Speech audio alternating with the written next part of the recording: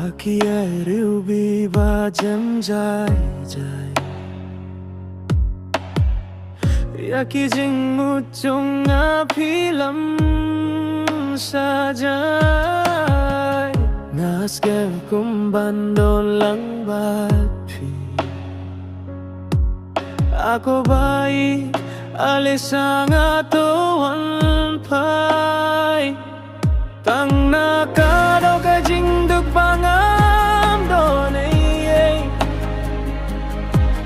Tang kanyak rufim sgelay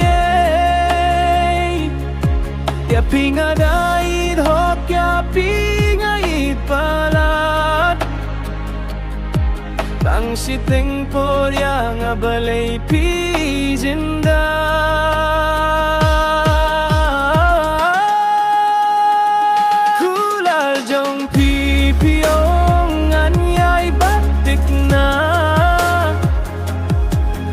Piklet lut baro ya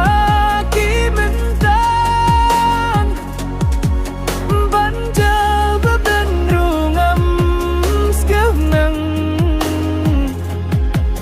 Ya mensim jong apila pentang Ale tuan pai biang sana